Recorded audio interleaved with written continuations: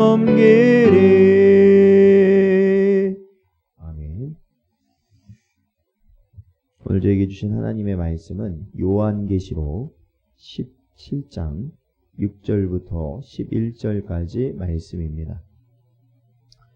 요한계시록 17장 6절부터 11절까지 말씀입니다. 이제 함께 봉독하겠습니다. 또 내가 보매 이 여자가 성도들의 피와 예수의 증인들의 피에 취한지라. 내가 그 여자를 보고 놀랍게 여기고 크게 놀랍게 여기니 천사가 이르되 왜 놀랍게 여기느냐. 내가 여자와 그가 탄 7 머리와 10뿔 가진 짐승의 비밀을 내게 이르리라. 내가 본 짐승은 전에 있었다가 지금은 없으나 장차 무저갱으로부터 올라와 멸망으로 들어갈 자니 땅에 사는 자들로서 창세 이후로 그 이름이 생명책에 기록되지 못한 자들이 이전에 있었다가 지금은 없으나 장차 나올 짐승을 보고 놀랍게 여기리라. 지혜 있는 뜻이 여기 있으니 그 7 머리는 여자가 앉은 7 상이요 또 7 왕이라. 5은 왕하였고 하나는 있고 다른 하나는 아직 이르지 아니하였으나 이르면 반드시 잠시 동안 머무르리라. 전에 있었다가 지금 없어진 짐승은 8째 왕이니 7 중에 속한 자라. 그가 멸망으로 들어가리라. 아멘. 기도하겠습니다. 하나님 감사합니다. 오늘도 저희들 주님 앞에 나와 말씀 듣게 하시고 또한 기도로 무장함으로 우리의 삶을 승리로 인도하여 주신 은혜를 아버지 하나님 저에게 허락하여 주셨사오니 오늘도 저희의 심령이 새롭게 되게 하시고 언제나 하나님의 나라를 소망하며 이 땅 가운데서 주의 나라를 맛보는 삶을 살아감에 부족함이 없는 저희 모든 성도들 되게 하여 주시옵소서. 간절히 바라오며 예수님의 이름으로 기도하옵나이다. 아멘. 사랑하는 성도 여러분, 오늘도 이 시간 주신 말씀 통하여서 우리의 심령과 우리의 육신이 또한 새롭게 되어지며 주의 뜻으로 살아가시는 여러분 되시기를 주의 이름으로 축원드립니다. 저희는 요한계시록 17장을 통해서 음녀에 대한 큰 음녀에 대한 가르침을 저희들 받고 있습니다. 저희가 어제 보았던 1절부터 5절까지 내용을 보면 결국에는 그 큰 음녀는 바벨론이다, 큰 바벨론이다라고 말하고 있습니다. 그러니까 이 요한계시를 통해서 저희들에게 이제 깨닫게 하는 큰 의미는 결국은 사탄과 마귀 그리고 그들이 주장하는 온 세상, 이 세상은 결국 멸망할 것이다. 멸망할 것이다. 지금은 어떤 교회와 성도에 비교하면 엄청나게 강한 세력이고 그리고 또한 그 이상의 어떤 권력, 권세나 그러한 것들이 정말로 있겠는가 할 정도로 의구심이 들 정도로 이 세상은 정말로 큰 영향력을 모든 자들에게 끼치는 것 같지만 다스리는 것 같지만 결국에는 사탄과 마귀에 의하여서 주장되어지는 것들은 다 멸망당할 것이다. 그렇죠? 그 이제 대표적인 모습이 음녀의 모습으로 드러나는 것이고 그 음녀가 이 세상을 어떻게 해요? 다스리고 있다라는 거 아니겠습니까? 그 음녀가. 자, 6절 보면요. 특히 이 여자가 라고 표현되는데 음녀를 의미하는 것이죠. 이 음녀는 성도들의 피 그리고 예수의 증인들의 피에 취하였다. 그러니까 취하였다라는 것은 즐긴다라는 것이죠. 결국엔 이 음녀의 세력, 이 음녀의 주장이 강해지면 강해질수록 어떻게 되는 것입니까? 교회에 대한 핍박이 있을 거라는 것입니다. 성도에 대한 고난, 피를 흘려야 된다는 것이죠. 마치 우리가 앞선 계시록의 말씀을 통해서 보았던 것처럼 주님 나라에 오심, 그러니까 주님이 이 땅에 오심은 순교자의 피가 채워져야 된다는 겁니다. 순교자의 피. 그러니까 저는 이 말씀을, 이 계시록의 말씀을 보면서 그러한 모습을 보게 됩니다. 어떤 거냐면 저희들이 겪는 마지막 재앙들이 있잖아요. 그러니까 일곱 나팔, 일곱 인, 일곱 나팔, 일곱 대접에 이르는 이런 재앙들이 있는데 결국에는 이러한 재앙이 성도들에게 끼치는 영향력이 이러한 것들은 다 하나님으로부터 나온 것 아니겠습니까? 그런데 이것들은 사실은 성도들에게 이것이 영향을 주는 것, 크게 영향을 준다는 것보다도 성도들에게 있는 큰 고난은 어떤 거냐면 바로 이 음녀의 세력으로부터 당하게 되는 고난일 겁니다. 즉 핍박을 받게 될 것이고 또한 순교자의 피가 흐르게 될 것이기 때문에 그렇죠. 바로 그 모습일 겁니다. 그리고 이 음녀에 대한 모습뿐만 아니라 7절에 보면은 이 음녀가 타고 있었던 짐승에 대해서도 오늘 본문은 보여주고 있습니다. 짐승의 모습이 또 드러나요.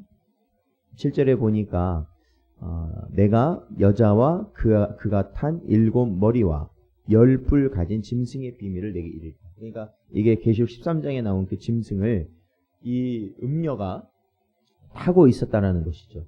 탄다는 건 뭐예요? 다스린다라는 거예요. 결국에는 이 음녀가 이 짐승을 다스리고 이 짐승을 어떻게 해요? 사용해서 성도들과 교회를 핍박하게 될 것이라는 것이죠.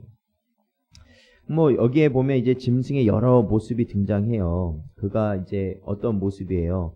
7머리를 가지고 또한 10뿔을 가지지 않았습니까? 그래서 여기 보면 7머리는 9절에 보면요. 7머리는 여자가 앉은 7산이고 동시에 7왕이다 라고 표현되어 있어요.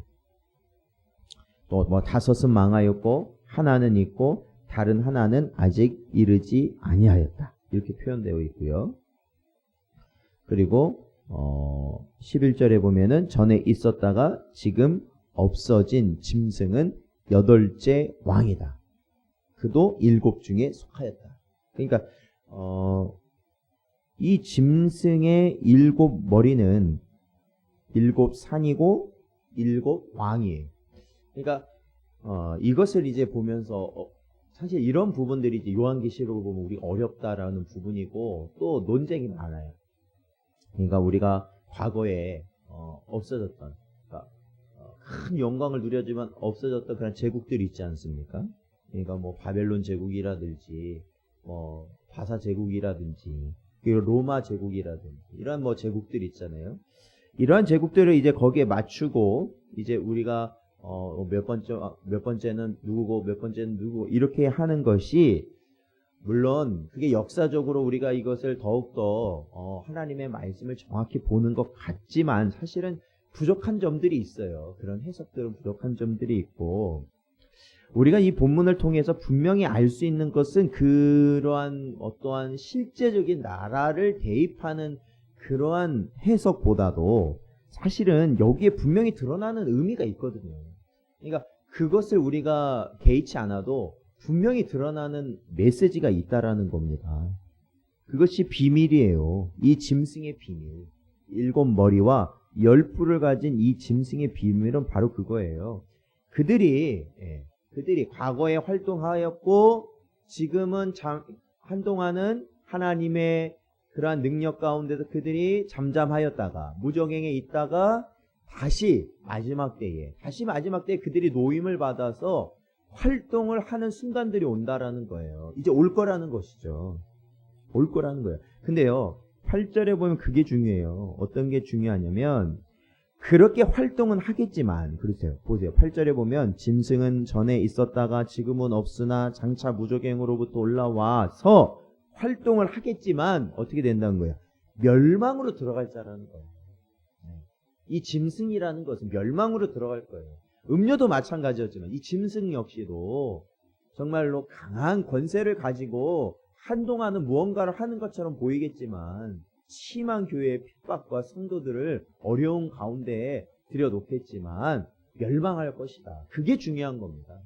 사실은 이 짐승이 어떤 나라다. 이게 우리가 살펴볼 그게 아니라 사실은 이 세상의 그러한 권세를 휘두르는 존재는 결국에 멸망할 것이다라는 겁니다. 멸망할 것이고 또 중요한 게 뭐예요? 거기 나온 것 중에 중요한 게 뭐예요? 생명책에 기록되지 못한 자들이 바로 이 짐승을 보고 놀랍게 여길 것이다. 그러니까 이게 뭐냐면은 생명책에 기록되었다, 기록되지 않았다는 게 뭐예요? 기록된 자들은 하나님의 택함받은 자들이 아니겠습니까? 성도들이잖아요. 그런데 택함받지 않은 자들은 누구예요? 그렇죠? 그들은 성도가 아닌 것이죠. 그러니까 이 짐승의 그러한 권세, 그러니까 짐승이 하는 것들에 놀라웠다. 그러니까 이거에 대해서 추종하고 따르고 미혹된 자들 있지 않습니까? 그 자들은 누구예요? 바로 성도들이 아니라는 것이죠. 그러니까 반대로 생각하면 성도는 어떻다는 거예요? 이 마지막 때에 음녀가 다스리는 짐승의 그러한 권세 그리고 그러한 미혹 앞에서도 결국에는 끝까지 믿음을 지킬 것이다. 믿음을 지킬 것이다. 성도는 믿음을 지킬 것이다. 생명책에 기록된 자는 믿음을 지킬 것이다. 라는 것입니다. 결국에는 이 짐승이 가지고 있는 비밀은 결국 멸망이에요. 멸망이고 그리고 성도들은 반드시 이 짐승의 모든 권세, 모든 미혹 앞에서도 반드시 승리할 것이다. 사랑하는 성도 여러분, 교회의 승리는 어디에 있을까요?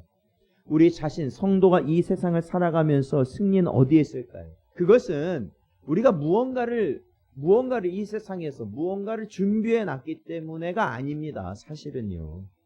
분명한 것은 하나님이 우리에게 주신 그 믿음이 우리 안에 있는 한 성도는 반드시 승리할 것이다.